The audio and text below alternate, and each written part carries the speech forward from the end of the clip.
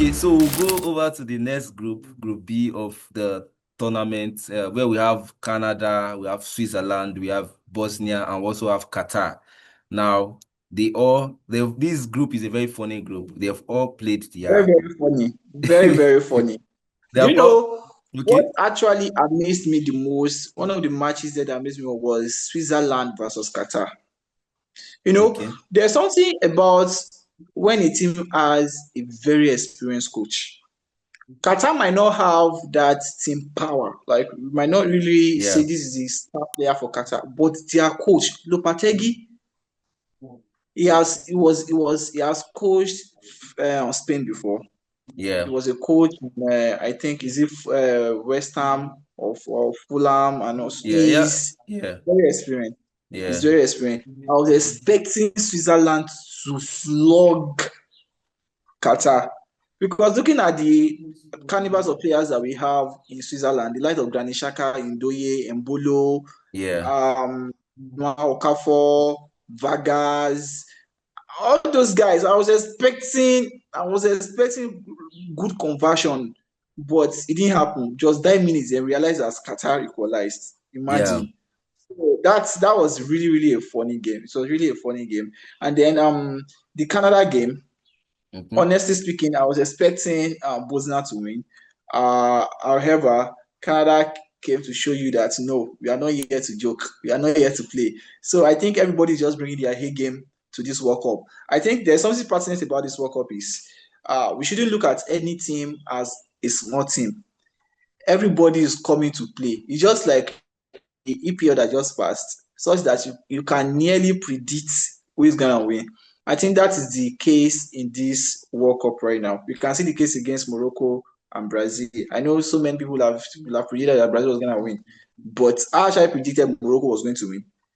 But then it ended up in a draw. You realize that in the game against Brazil, Morocco has a very fast pace. Shout out to that 18-year-old boy, Boadi, that was yeah, born and bred in France to Moroccan parents. He dominated the midfield. He's a defensive midfielder. He dominated everywhere.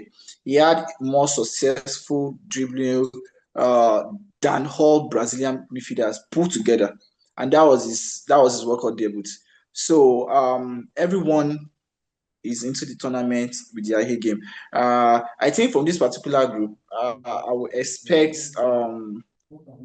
Canada to do better. Canada ought to do better. I would expect Canada to do better. I'm rooting for them too, but I demand like for them to do better. For them to qualify and to the next stage, they need to do better. They need to do better. well, I don't know. Uh from the three host countries, I feel Canada is just the one. Maybe because if it's just their first match, but like I just felt they were the only team.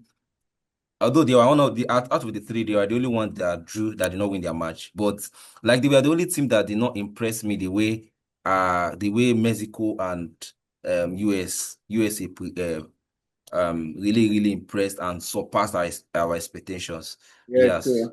Yeah. So But the Canada, thing is, but the thing is, the Canadian team, aside from the likes of Jonathan David, Afonso, yeah, I've never like they are still lacking some players that are very experienced when it comes to international, football, football. Yeah, like USA and Mexico.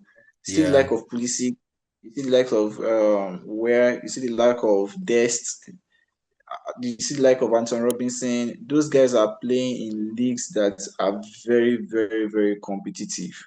Do Yeah. you understand? Aside from David Afonso who plays for Bayern Munich, I don't think they have any other player in that team Yeah, that is playing yeah, and or Jonathan Davis too. exactly that is playing in a very, very competitive league like that. Even if they are playing a competitive league, like who has more playing time that Yeah, we've known to have more playing time. So that's why I said if they really want to go to the next level, they will need to do better. They will need to do better. of They will course. need to do better.